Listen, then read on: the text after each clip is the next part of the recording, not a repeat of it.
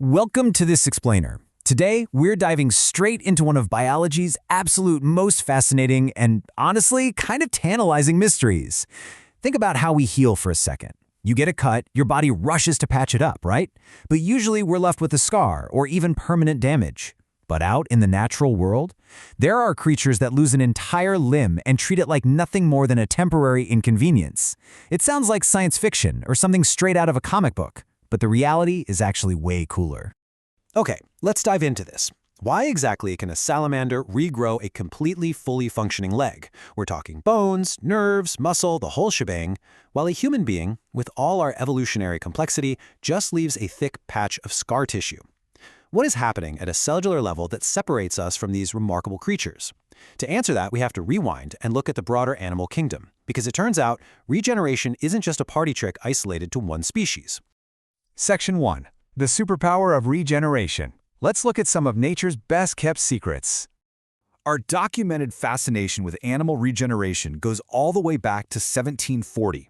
That's when a scientist named Abraham Tremblay discovered a tiny green pond animal that could completely regenerate its tentacle-crowned head after it was amputated. He named it the Hydra, after the mythical beast, which is pretty fitting. And it's definitely not alone. We have spiders, which can regrow lost legs completely from scratch over a few molting cycles using embryonic stem cells. Then there are mammals, like the African spiny mouse. This little guy can jettison huge patches of its own skin to escape predators, literally like a biological breakaway jersey, and regrow it rapidly without scarring. It can even regenerate holes punched right through its ears. But the undisputed heavyweight champions of complex anatomical magic are salamanders. They are the highest order of animals capable of regenerating not just their tails, but upper and lower jaws, eyes, hearts, and entire complex limbs. Section 2. How salamanders regrow limbs. Let's crack open some amphibian secrets. To understand how we might unlock this in ourselves, we first have to zoom in to the microscopic level and see exactly how our cold-blooded amphibian friends pull off this trick. When a salamander loses a limb, it doesn't just panic and throw a bunch of scar tissue over the wound like we do. It executes a highly coordinated, deliberate biological sequence. And the key to this entire process is a single word: blastema. If you want to understand regeneration, you have to understand the blastema. It's a specialized mass of undifferentiated cells. Think of it like a highly versatile biological foundation, similar to a mass of stem cells, that holds the potential to grow into various specific tissues, organs, or limbs. While human bodies are obsessing over closing a wound, salamanders focus entirely on building this blastema. Here's how it plays out step by step. Within the first few hours of an amputation, the salamander's epidermal cells migrate to cover the raw wound. Right beneath that layer, cells called fibroblasts congregate. And this is wild. These fibroblasts essentially hit the rewind button on their cellular fate. They become undifferentiated. Then researchers have found that a specific protein called NAG kicks into gear, stimulating these fibroblasts to rapidly multiply and form that magical blastema we just talked about. As the blastema grows, it receives architectural blueprints from things called Hox genes.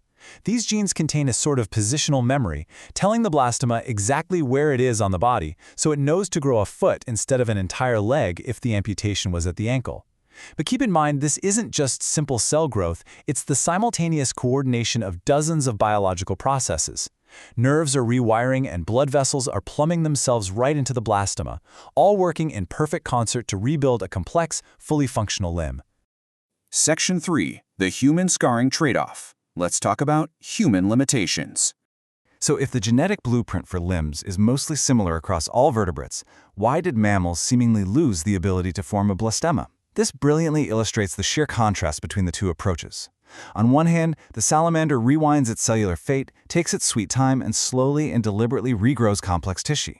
On the other hand, the human body rushes to the scene of an injury and immediately begins a process called fibrosis. We rely on fibroblasts too. But instead of forming a blastema, our fibroblasts rapidly dump tough connective tissue to seal the wound shut. It is a quick and dirty patch job, it leaves a permanent scar, and it prevents the body from ever rebuilding what was lost. But biologically speaking, it's doing this for a very good reason. You see, we are warm-blooded animals with incredibly high metabolic demands. If a salamander loses an arm, it can go hide under a rock for a month, barely eating while it slowly regrows it. Humans and other mammals don't have that luxury. We have to eat constantly to fuel our metabolisms. If we have a giant open wound, our aggressive immune response kicks into absolute overdrive to prevent a fatal infection. This immune alarm bell triggers rapid inflammation and wound closure, literally just so we can survive to see tomorrow. Furthermore, allowing cells to rapidly multiply and rewind their fates is extremely dangerous for long-lived mammals because it drastically increases the risk of tumors. Our bodies have strict biological checkpoints to prevent runaway cell growth, specifically to prevent cancer. Because of this, during our embryonic development, our adult stem cells become locked into very specific roles, preventing the easy formation of a blastema. Section 4. Unlocking our hidden potential. Are these abilities just dormant? But here is the major plot twist. We actually haven't entirely lost this ability. Human embryos in the womb can actually regrow limb buds, and in the real world, young children and even some adults have successfully regenerated completely severed fingertips. Back in 2010, a woman actually regrew the entire tip of her pinky finger. Researchers discovered that as long as a bit of the fingernail remains, special stem cells called W-ants, located right there in the nail bed, can activate and naturally rebuild the missing tissue and bone without any scarring. This crucial point is captured perfectly by Dr. Larry Suva from Texas A&M University. He says, the capacity is not absent, it's just obscured. This is a massive narrative beat in the world of biology. The genetic instructions to regenerate aren't completely erased from the human genome. They're just dormant. They are switched off, overridden by our body's desperate evolutionary need to quickly form scar tissue. And that brings us to some truly groundbreaking recent research out of Texas A&M. Scientists there had a realization. If the machinery is already sitting there inside us, maybe we don't need to inject a bunch of foreign stem cells. Maybe the secret is simply redirecting the behavior of the mammalian fibroblasts that are already showing up at the injury site. What if we could just give them a different set of instructions and say, hey, build a blastema instead of a scar? Well, they tested this exact idea on mice, and it actually worked. They used this incredible two-step process. First, they let the amputation wound heal over normally. Then, they applied a protein called fibroblast growth factor 2, or FGF2. This amazing compound convinced the cells to shift away from their normal scarring routine and instead form a blastema-like structure. Then, a few days later, they applied a second growth factor, BMP2. This acted like a master conductor, signaling the cells to start building. The result? They successfully regenerated major structures including bone, tendons, ligaments, and joints. They achieved this by using positional respecification, essentially instructing cells that normally do one thing to build something completely different without needing any outside stem cells. Section 5. The future of healing. What do these breakthroughs actually mean for us? So what does this actually look like for our future? This isn't just an abstract biological curiosity. The Pentagon recently announced a $250 million initiative just to research regenerating human skin, ears, and muscles for injured soldiers.